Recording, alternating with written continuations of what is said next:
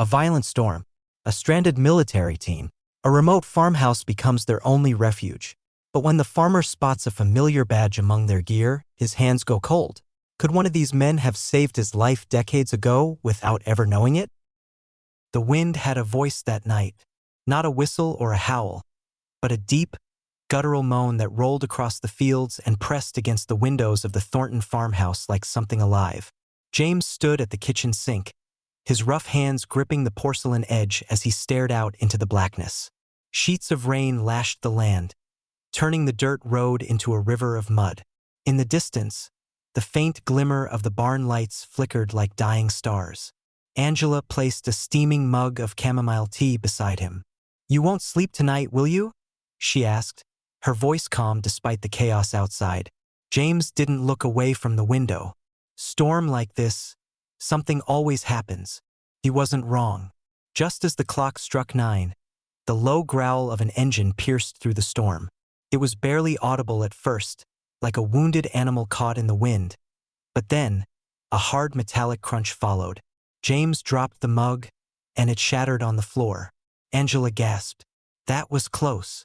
Without a word, James grabbed his coat and flashlight, slipped on his boots, and was out the door before she could stop him. The beam of his flashlight wavered in the wind, barely cutting through the sheets of rain. He reached the edge of his property where the gravel road curved dangerously by a steep ditch. There, tilted sideways and half submerged in mud, was a military transport truck, camouflage green and marked with fresh streaks of dirt. James squinted. The headlights flickered weakly. One of the rear tires was spinning aimlessly. "Anybody hurt?" he shouted. A figure emerged from the passenger side. Young, maybe mid-20s, drenched head to toe. "We're all right, just stuck." Road gave out under us. More figures climbed out, their boots sinking into the mud. 6 in total, 5 soldiers, and 1 older man who stepped out more slowly. He moved with purpose, but also with the caution of someone who knew exactly what a bad fall on wet ground could do at his age. "We saw the lights from your barn," the younger soldier continued. "Didn't expect anyone out here." James waved them forward. "Come on. You'll catch your death standing in this." He didn't need to say it twice. The men grabbed whatever gear they could carry and followed the beam of James' flashlight back toward the house. Angela had already thrown extra logs in the fireplace and laid out towels on the table. The warmth hit the soldiers like a wall when they stepped inside, and for a moment, no one spoke. They just breathed. That kind of silence, the kind that only comes when life suddenly feels safe again. Angela gave a motherly nod to each man, then guided them to the kitchen. "Take off your boots.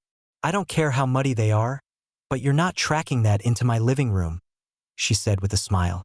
James peeled off his soaked coat and hung it by the door. "Angela, this here's, I don't even know your names yet," he said, turning to the group. The youngest stepped forward.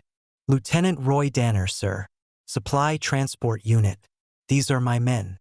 That's Corporal Hughes, Private Lane, Specialist Morano, and Sergeant Evans. And the gentleman who knows every back road in the county is Carl." Carl stepped forward, offering a firm handshake. He was maybe in his 60s, gray in the beard, but there was steel in his eyes. "Carl Benson," he said. "I'm just riding along. These boys get lost if the GPS blinks." James chuckled. "Well, you found the one place the GPS never heard of." Angela handed out bowls of stew, and soon the kitchen was filled with the clink of spoons, the hiss of wet socks steaming by the fire, and the quiet sound of soldiers shedding the weight of command, if only for a night. The conversation flowed easily. Roy explained their mission, delivering emergency supplies to a flood-stricken town 3 counties over. The storm had pushed them off course. Angela listened attentively, her eyes lingering on Carl from time to time. There was something about him, maybe the way he didn't speak unless necessary, or how he watched the room like someone always measuring the exits. She couldn't place it, but it felt familiar. "You were military too?"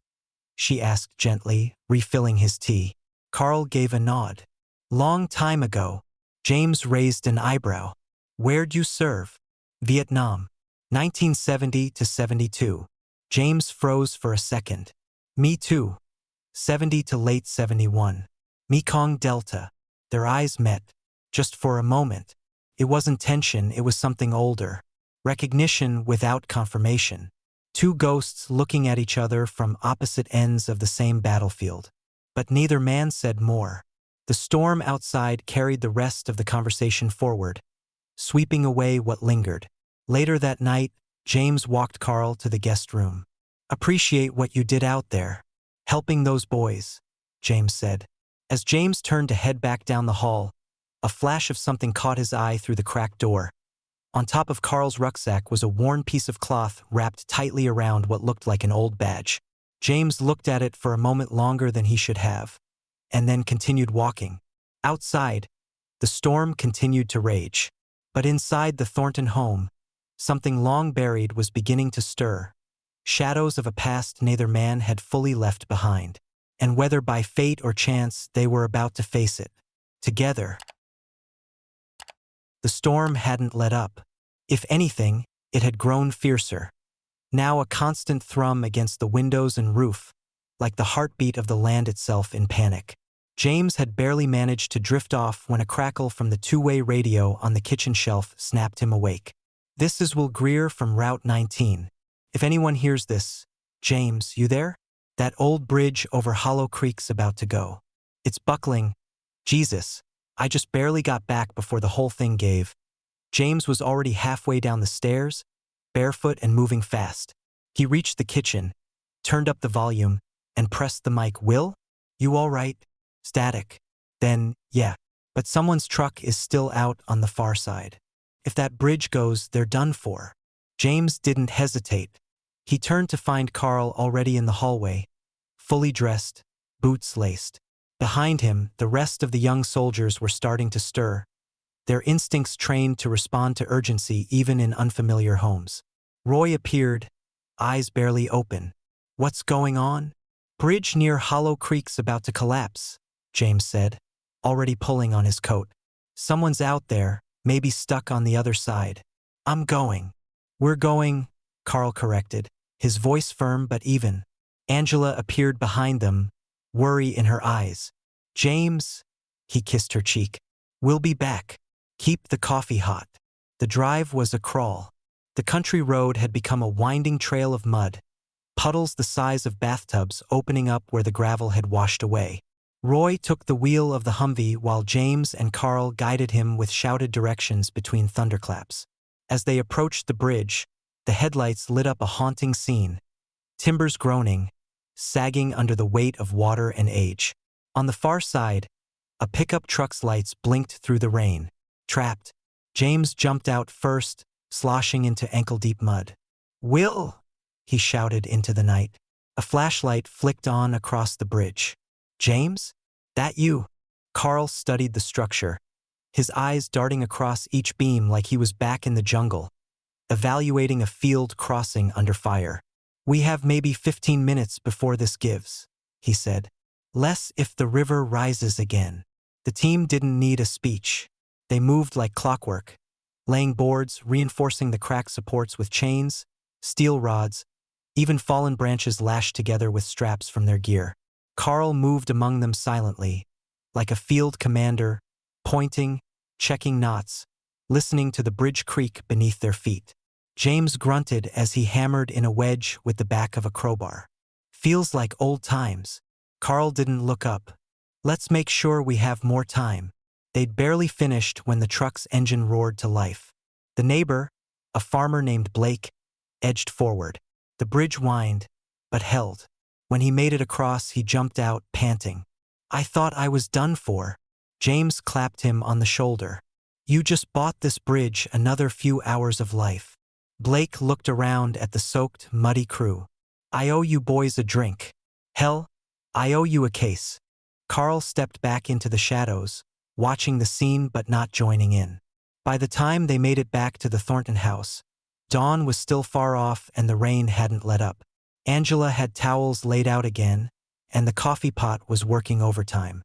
She moved like a small whirlwind, scolding them for tracking mud but smiling all the while. James sank into a kitchen chair with a groan. His joints ached, but his spirit felt clearer than it had in years. Angela returned with a tray of fresh cornbread and set it down on the table, but instead of sitting, she disappeared for a moment, then came back with something in her hands. Plastic sleeve yellowed with age. It was an old black and white photo. 12 men in uniform, muddy and grinning, leaning on rifles and sandbags. "My husband's old unit," she said. "He never talks much about those years, but I found this in the attic not long ago. Do any of you recognize anyone?" The room quieted. Roy leaned forward, curious. Hughes and Morano looked at the picture with polite interest. Carl stood near the fireplace, arms crossed, watching. Angela smiled and stepped toward him. "What about you, Carl?" Carl took the photo carefully. His hands, which hadn't trembled even when lifting beams on the bridge, now hesitated. He didn't speak, but something in his eyes shifted. James noticed. He watched Carl examine the image with a quiet intensity, his thumb pausing over a face just for a heartbeat. Angela took the photo back and set it beside the coffee cups. "Anyway," she said gently, "thought you boys might like seeing it." James got up to help her, brushing past Carl. As he reached for a dish towel, his eyes landed on Carl's bedroll resting on the hall bench. A piece of cloth had come loose, revealing something beneath it. Tucked in the folds was a worn, distinct military badge. Not just any medal, it was hand-etched, shaped like an eagle, with markings that James hadn't seen since 1971. Specific, personal, rare. His breath caught. Carl, noticing James's pause, turned slightly. Their eyes met, just for a moment. There was no smile, no alarm, just something weighty, unspoken. James stepped back, saying nothing.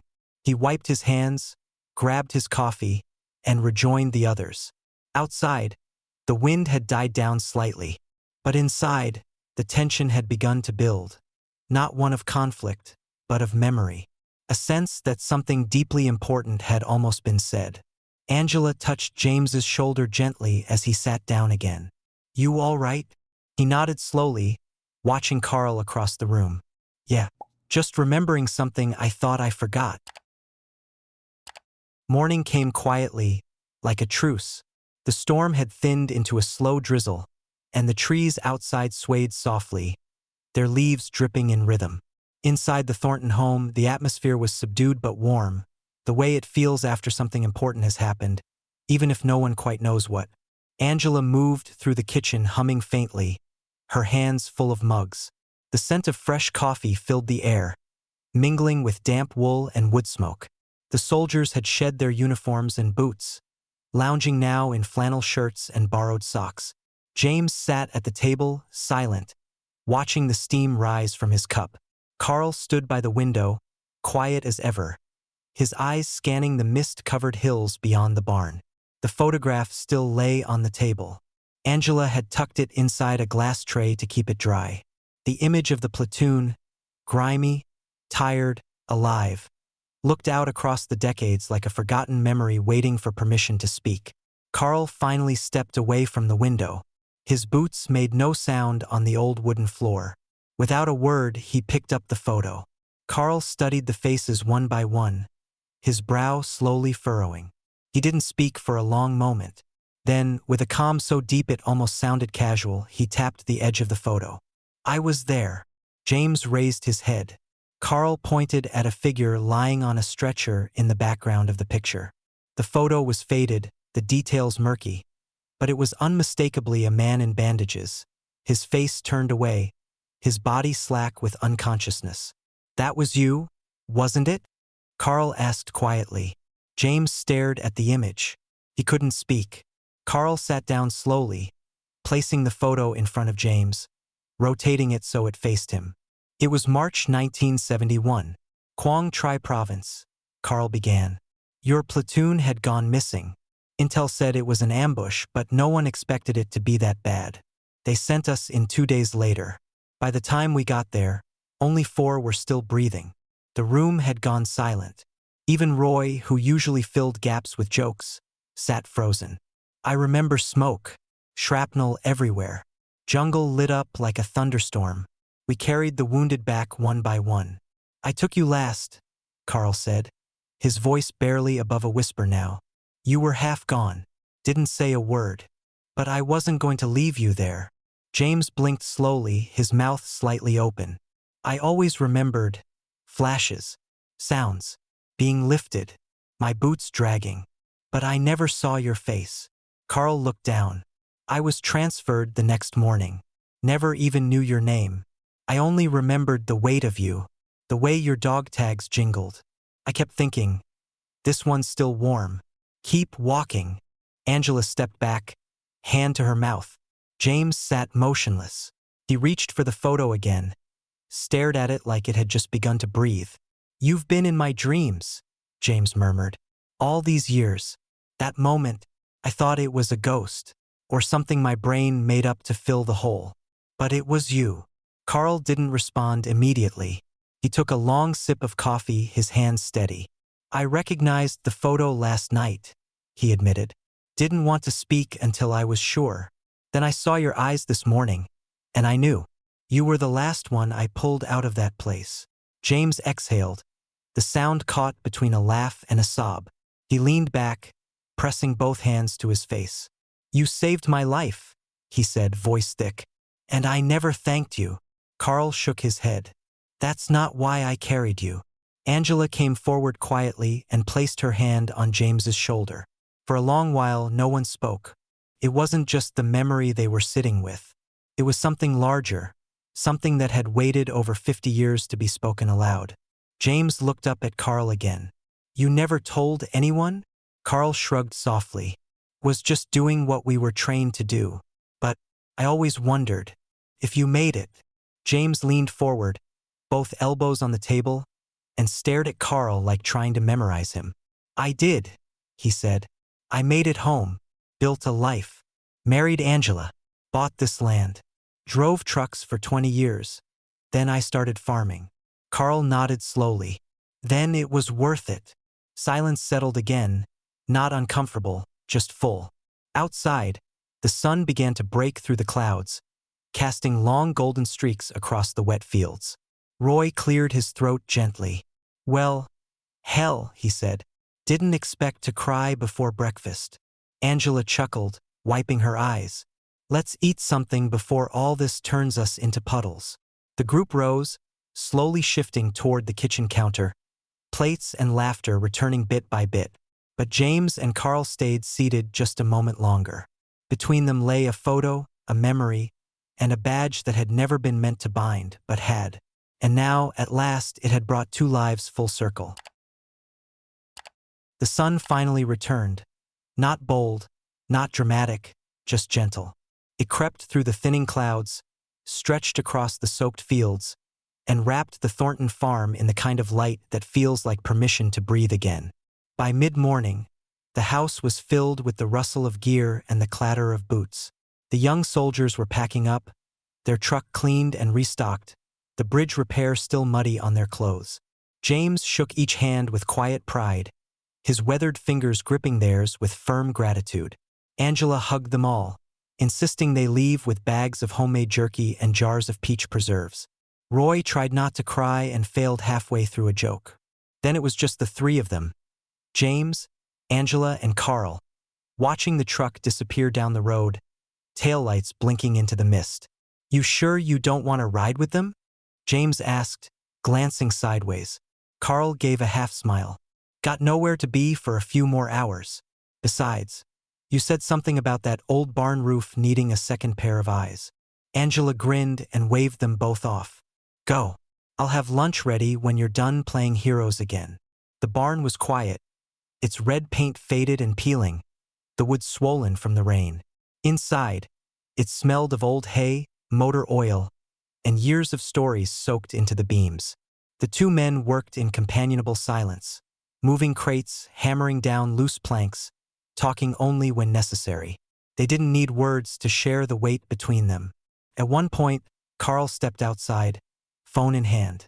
He walked to the edge of the field, dialing slowly, staring out across the wet grass.